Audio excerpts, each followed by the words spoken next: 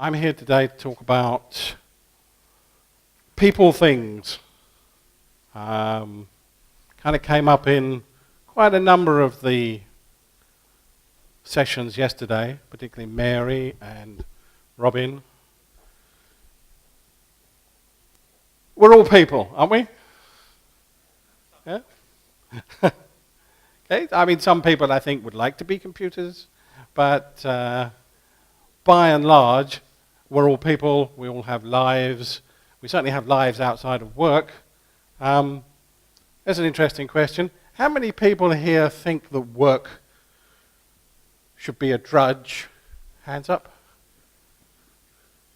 Okay, not very many. Drudge, that's tedious, boring, just doing it for the money. Anybody? No? How many people here think that work is something that should be joyful and fun, and you're entitled to have some, like a good time at work? Okay, that's kind of uplifting for me. It seems how many people, because when I asked that question in Krakow 2 years ago, I got about 3 hands. Maybe Krakow's a different city. So, today, we're going to look at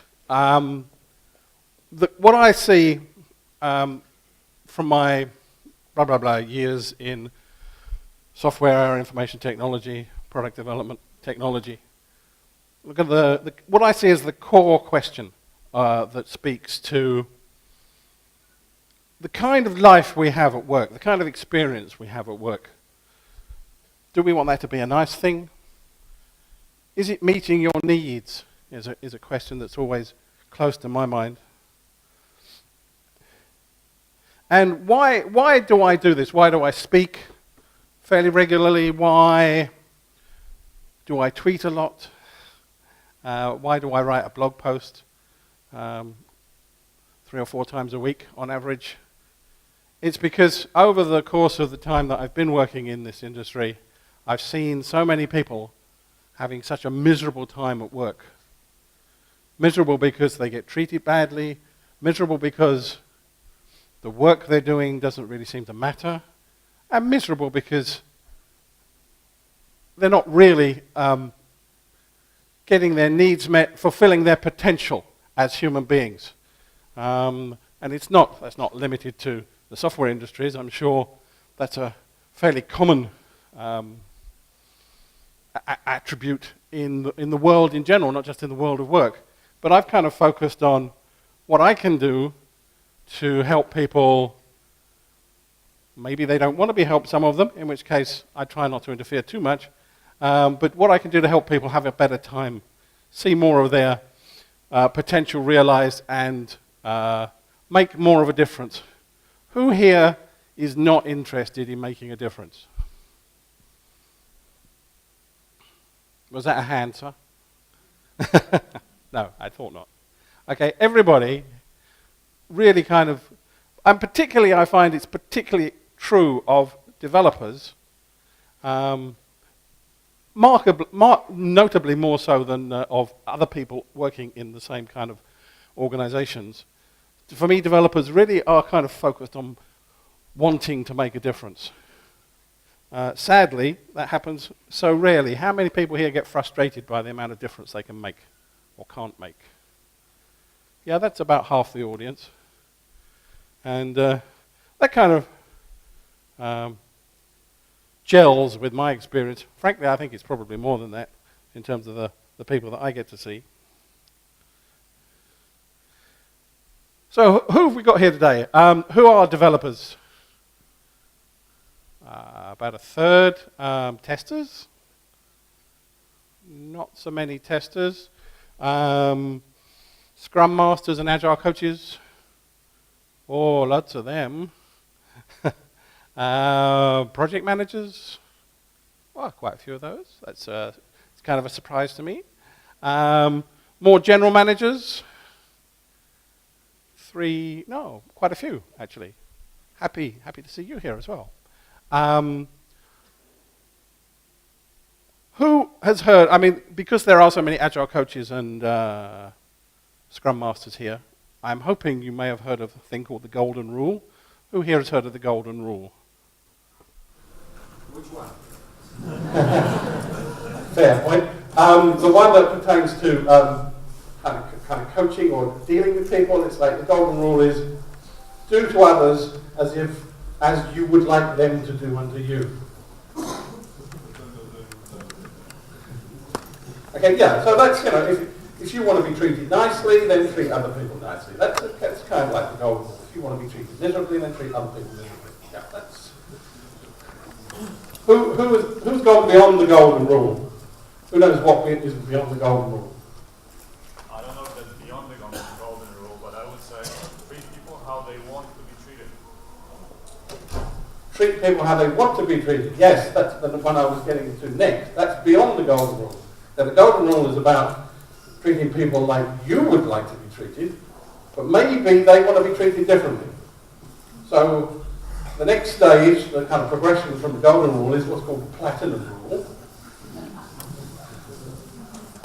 I didn't name these, by the way. And the Platinum Rule says treat people like they want to be treated, because everybody is different and everybody has a different way of wanting to be treated. Okay, so what's beyond that? The titanium rule. I'm sorry? The titanium rule. The titanium rule. Yeah, I don't think... The titanium is probably harder than platinum. I don't think it's more valuable. What's more valuable than platinum? Diamond. Diamond. Diamond, true. Human. Human, good point. Perhaps the next progression should have been called the human rule. Okay, but for anybody who's read my blog recently, over the last year or so, I kind of suggested that if we wanted to go beyond the platinum rule, which is kind of a bit general, like treat people like they would want to be treated, but you don't really know how they would want to be treated. It doesn't really give you a lot of information about how to find out, how to relate to them, and how to actually understand what they want to be treated like. What's the next step beyond the platinum rule? And I decided, in an act of momentary madness or hubris, to call it the Antimatter rule.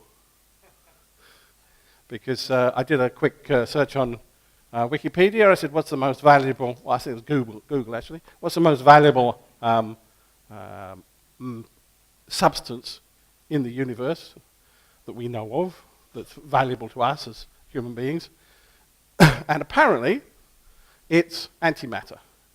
They are making it, you can buy it, it's extremely expensive, but it's also the most concentrated, most energy-dense source of power that anybody knows about. So they're looking to build it into spacecraft and spacecraft drive systems and so on, because it weighs very little, but it's got a huge amount of power in it. Okay, so that's where the name antimatter came from. It doesn't really relate to anything rather more than just that progression: golden rule, platinum rule, antimatter rule. And the antimatter rule says, treat people like they need to be treated. And we'll get on to that, why that word need is just a different word, different take on the subject, just in a little while. But from the antimatter principle comes from the antimatter rule comes the antimatter principle. Does anybody here know, apart from Tom, does anybody know the antimatter principle? In fact, he did mention it yesterday. Were you paying attention?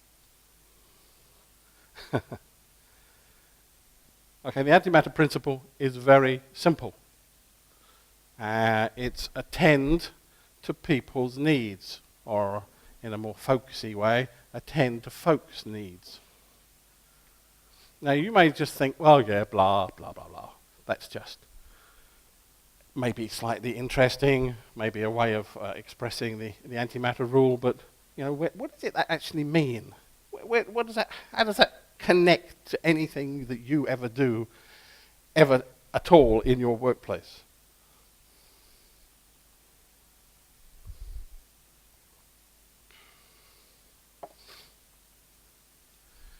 So, before I get on to answering that question, which I'm going to do, I'd just like to have you spend 2 minutes talking to your neighbor, groups of 2 or 3, on this simple question.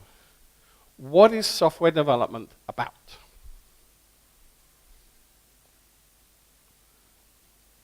That's all. Just what is the core reason, the core purpose of software development? Okay, 2 minutes starting now. It seems like it's an interesting topic for you. I invite you to continue having that conversation later on. I'm not going to ask you what answers you came up with, just because of the format we're in. But I suspect there was at least half a dozen different answers, maybe 10 or 20 different answers across the hall. I will share with you my answer, which I don't begin to pretend is correct or the only answer. But for me, software development, or work in general, more generally, is about meeting people's needs. It's about meeting the needs of the customer. That one seems fairly obvious, because if you don't meet the needs of the customer, they're not going to buy your stuff, and therefore you're not going to have much of a business for very long. But it's also about meeting the needs of the people doing the work, like the developing teams and all of the other people inside the organization that are actually working to meet the customer's needs. Those are people as well. They have needs as well. And they often get shortchanged. And they can be a whole wide range of needs around, I'm just kind of guessing what you might have as needs related to work, maybe learning stuff. We've already talked about making a difference and how that's not really getting met very much, or at least as much as you'd like. But there are other people involved as well, what we might more generally call the stakeholders in the organization, not the shareholders, but the stakeholders. Middle management, senior management, they have needs. They may not seem very interesting, or they may seem kind of so remote as to be difficult to connect with, but they are people too, and they have personal needs around. We saw the SCARF model yesterday around status and certainty and some of the other things that people generally need. So there's a whole bunch of different people, and they all have different needs, but they all need, those organizations are very poor at focusing on needs. Even the customer gets shortchanged quite a lot.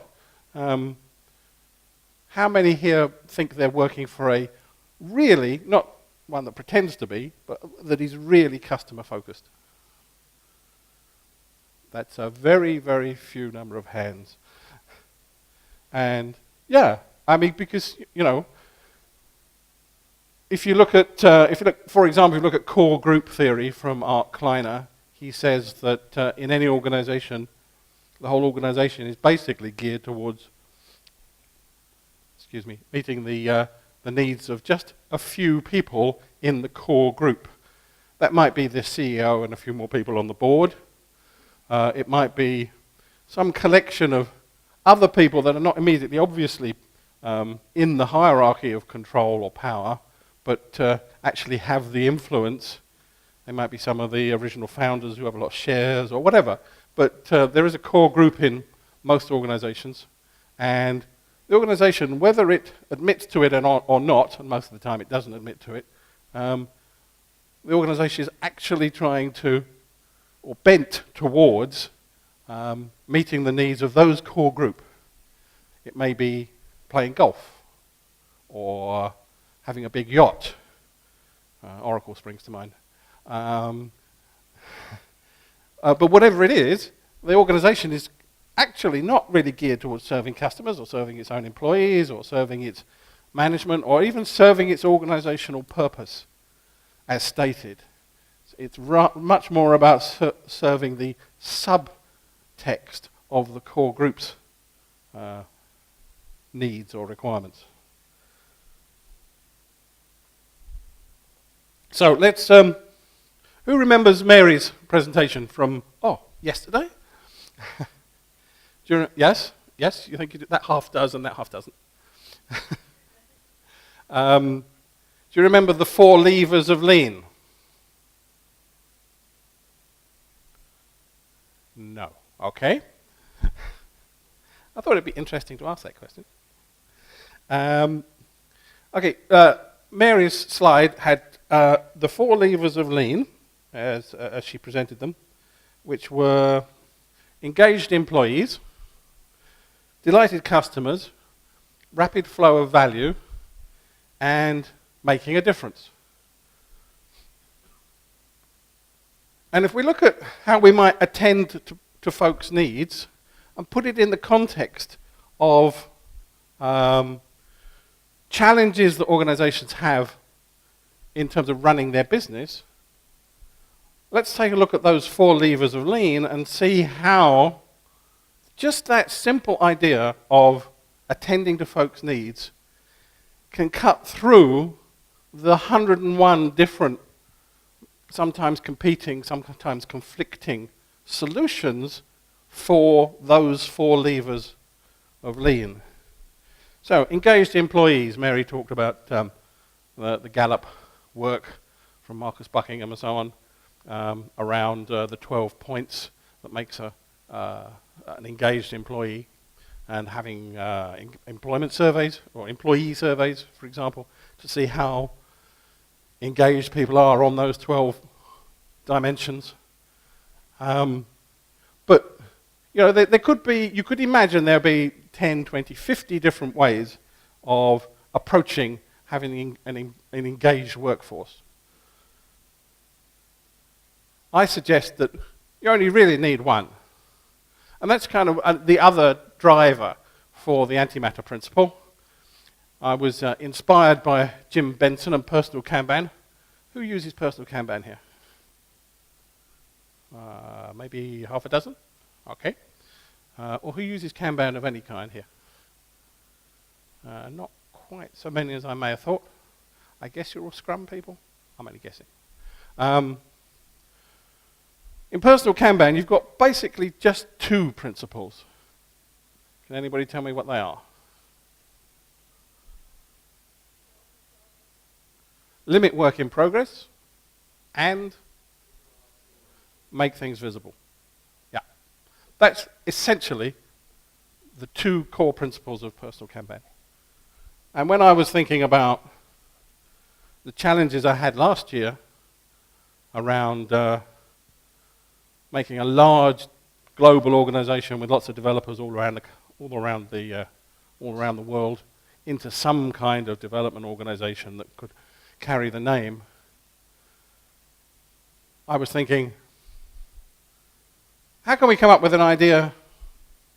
How can we address this particular company's needs, and yet make it simpler?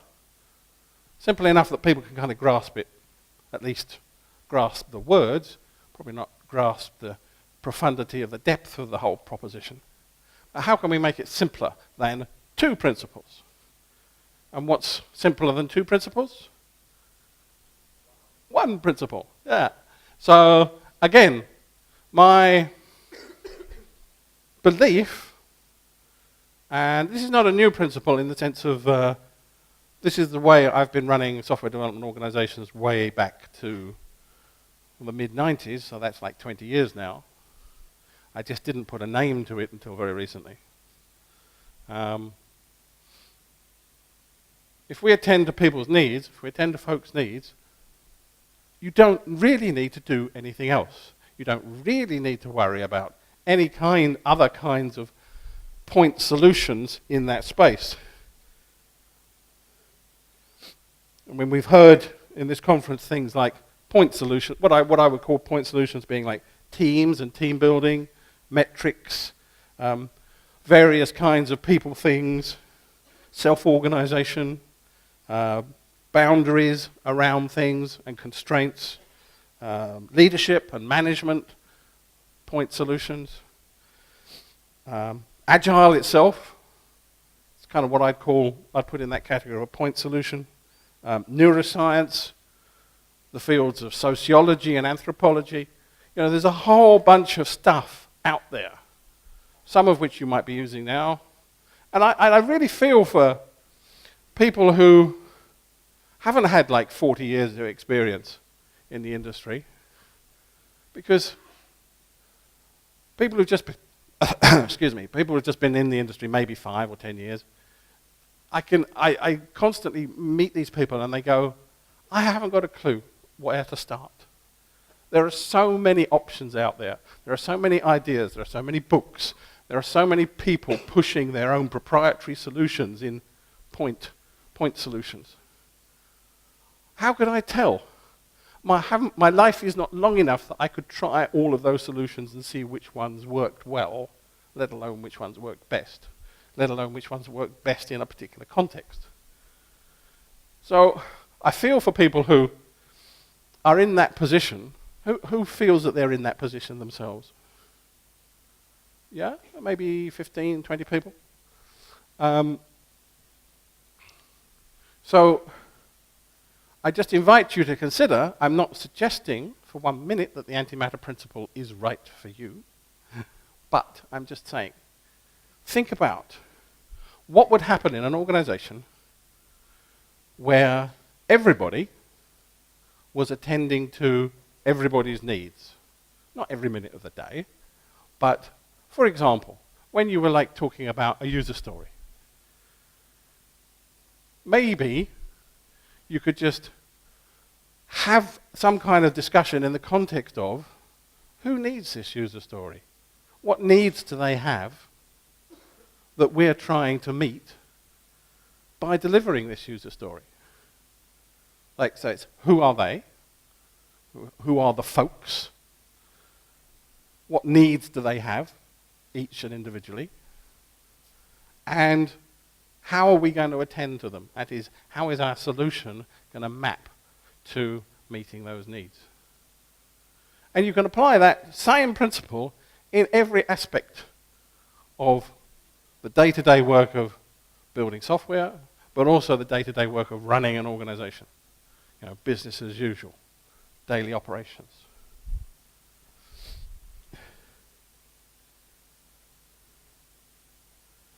Where did this come from? I've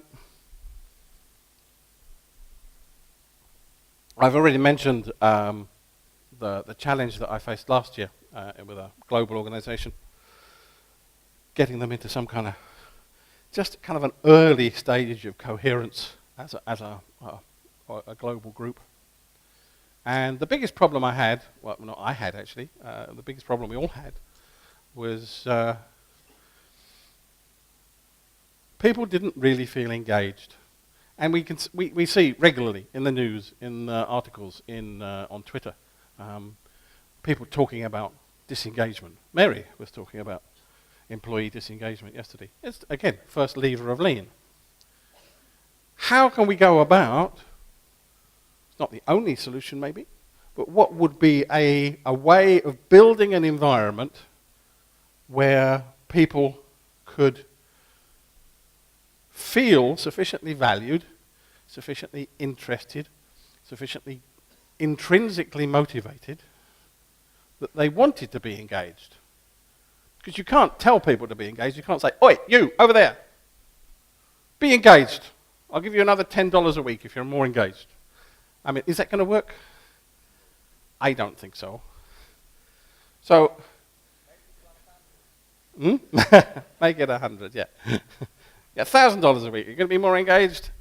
Well, you're going to certainly pretend hard, but I don't think it's going to speak to the nub of the issue.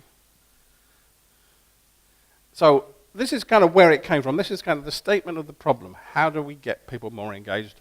And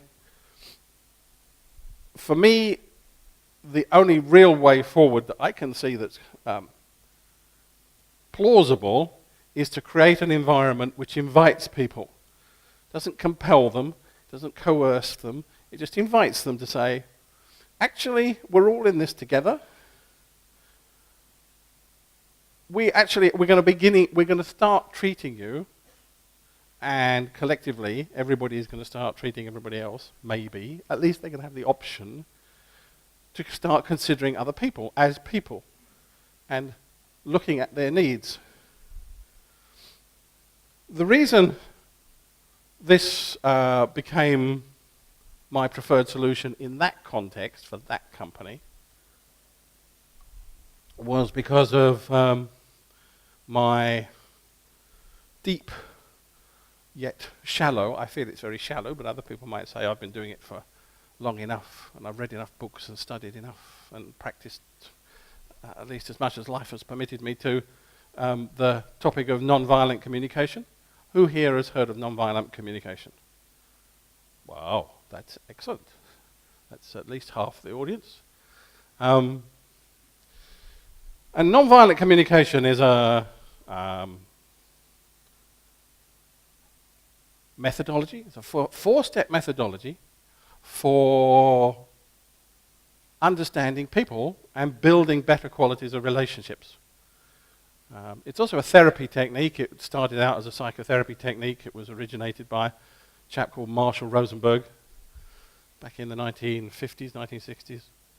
He's written a whole bunch of books on the subject. There are lots of groups around the world now that you can go to actually talk to people about this kind of stuff. And I have certainly seen an upswing in interest in non-violent communication in the Agile and software community over the last 2 or 3 years. And it's a way of relating to people in a non-violent way. And who can we think exemplifies non-violence? Great figures of history. Gandhi. Anybody else?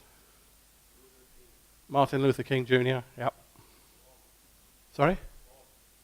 Bob. Me. Oh, I'm not sure. I'm a poor student, really.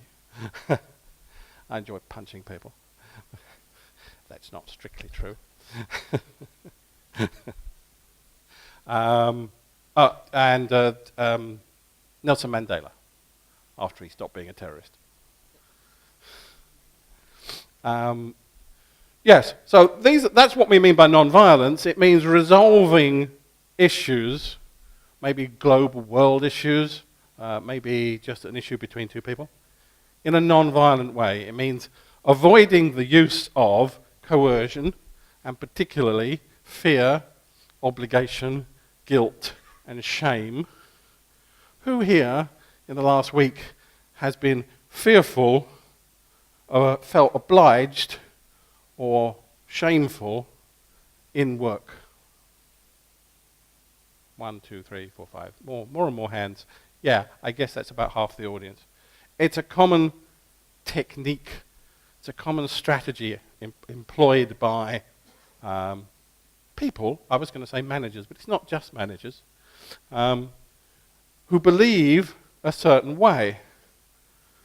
You may have heard of Theory X and Theory Y, McGregor. I'll just explain for those who haven't. Theory X is all people are idle and shiftless and lazy and stupid, and you have to beat them with a stick to get any work out of them at all. That's Theory X. Whereas Theory Y, which is a different view of people in general, says people are motivated and keen to do a good job, and if only we can actually give them a good job to do and the circumstances under which they can do a good job, they will be quite happy at going ahead and getting on with it. So this is like chalk and cheese. This is like two completely different perspectives on the human condition. And non-violence is very much in the Theory Y camp, whereas most organizations are run by people with assumptions which are much closer to the Theory X camp. That if you beat people, if you are violent to them, not with real sticks, but with these slightly more subtle, slightly less obvious sticks, fear, obligation, guilt, and shame, then you can get them to do stuff.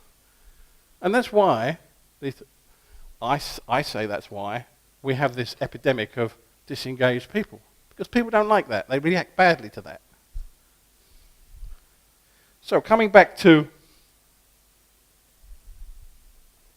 the 4 levers of lean, we looked at employee engagement and how maybe we didn't go completely to the end of that road and look at how attending to folks' needs will result in, well, at least potentially, result in more engaged employees. And maybe this is a good point to interject about man as a social animal. Robin was talking yesterday about recent neuroscience research, the scarf model, the way the brain works, and he was talking about how recent research has actually shown it's essentially a fact that we have been wired by evolution to be social. It's a survival selection mechanism. Those people who were not social 50,000 years ago, 100,000 years ago, their genes did not survive. It was the groups of people that looked out for each other, that concerned themselves with each other and their relationships with each other, that passed their genes on to the next generation and the next, and here we are all today. So we have that pre-wiring in our brains to be concerned about others. And that's what I'd like the second audience participation to be about. Just for another 2 or 3 minutes, I'd like you to think about one time when you helped somebody. When somebody needed something, it might be an old lady in the street, it might be somebody in your family, it might be somebody at work, it might be somebody else. But just think about when you actually helped somebody who needed some help. And if you could just share that story with the person next to you. And we'll do that for 2 or 3 minutes, and then we'll come back. Again, it seems that's an interesting subject for you. And maybe, again, you would like to continue that story or conversation after the session. But I'd just like to ask you, as you recall that situation, that story you're talking about, how did you feel at the time? How did you feel about helping somebody get their needs met? Anybody? Happy? Anybody else? You feel like you're doing the right thing, some kind of moral kind of... A natural thing. All right, yeah.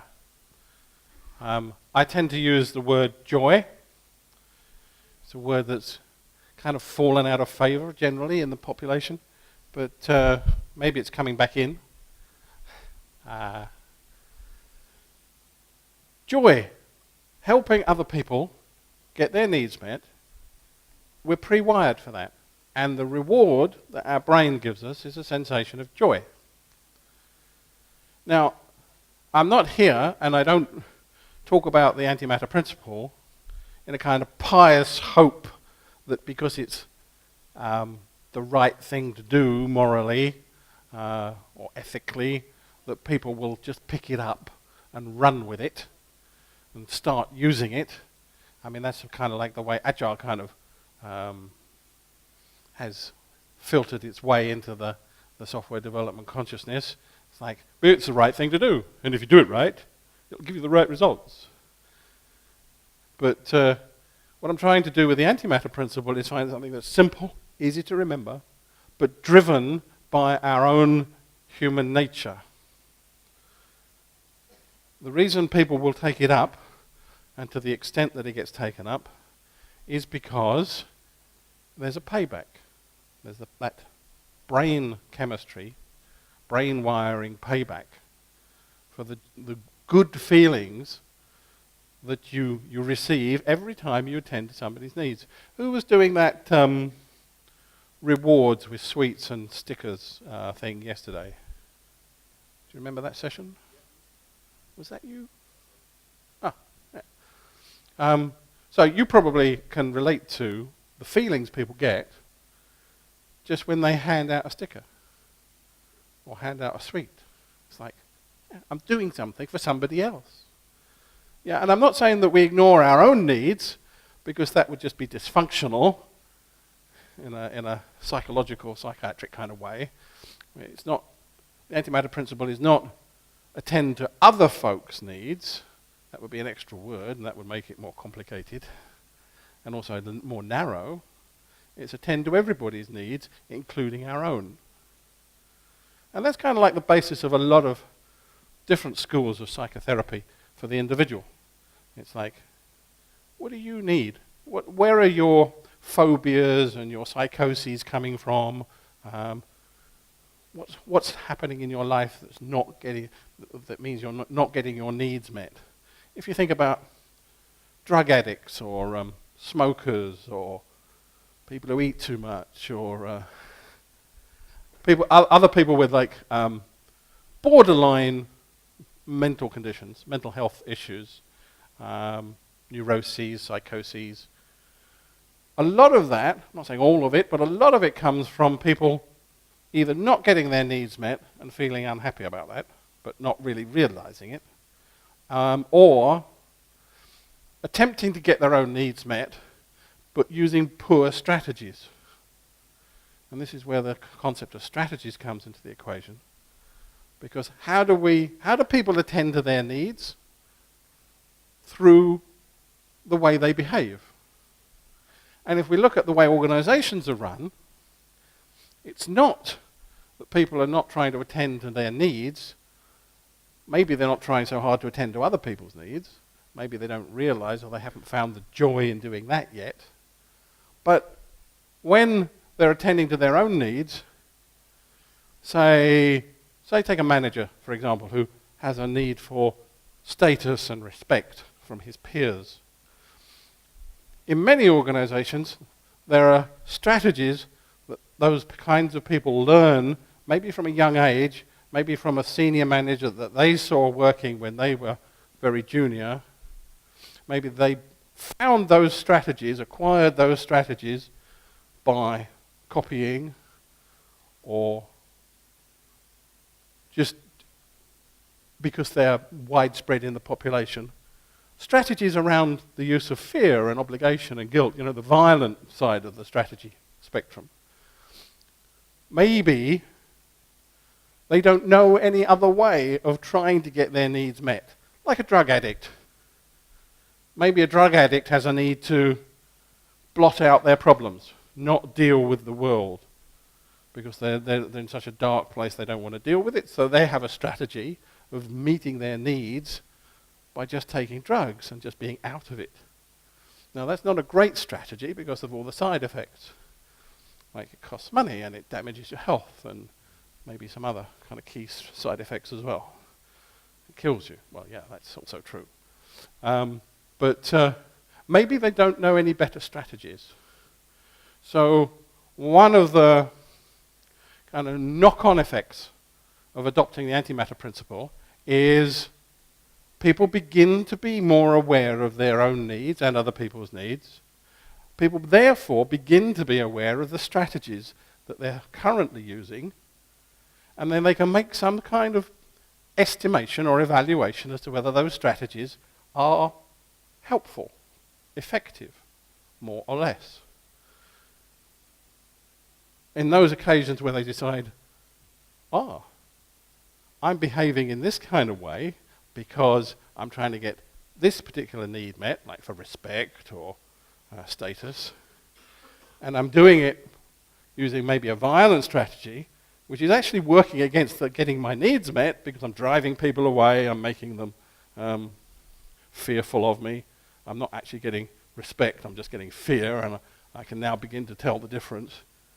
Maybe it would be a good idea to acquire, or replace rather, my existing strategies with some new ones, which may serve me and getting my needs met better. And that's kind of like experimental. You don't really know whether a strategy is going to be more or less effective till you try it out. But at least, it's beginning to create that kind of awareness. And if you're doing it in a group, again, borrowing from psychology and group therapy, when you have a group, again, because of the way we're pre-wired as social animals, if you're doing it in a group, it can be a lot easier to tackle those difficult emotional problems or feelings that are kind of locked your existing current strategies into place. So coming back to Mary's 4 levers, lean levers, engaged employees. If employees feel that they're part of something, we've already talked about purpose, but if they feel that they're part of some movement towards creating a more social environment where positive things are happening, people are replacing their ineffective or destructive strategies and therefore behaviors with more effective ones, then maybe employee engagement will go up. But it's not just about employee engagement, because the second one is delighted customers. I mean, how much more delighted would a customer feel, how much more delighted would some of your customers feel if they actually were getting some of their needs met more effectively and on a more regular basis? And they would feel part of that. Maybe they would feel part of that community effort as well. The third lever is rapid flow of value. How do we get rapid flow of value? This was again a question that came up last year in this global company. And the key issue was how people felt about it. If they didn't, and they weren't at all interested in even the concept of flow, then they weren't going to do anything to learn about flow, why it was important, what they could do to contribute individually and in their teams to improving business flow. So just to begin to get that whole conversation started and on the road was really around employee engagement. So I kind of see rapid flow of value as being predominantly about people wanting that to happen. Because there are dozens, maybe hundreds of different ways, different kinds of interventions, different tools, different strategies, different techniques that are already out there that people are just not picking up. They're not adopting. And I'm much more interested in the question of why is the world of software everywhere not doing all the things that somebody somewhere has already proven works well? And it's not just about context. In fact, it's very little about context compared to how much it is about people being interested. And then finally, making a difference. Well, if you're improving people's lives, if you're finding more joy yourself and seeing other people find more joy as well and playing a part in that, for me, at least, that's the kind of difference I want to make. And everything else is just a means to that end.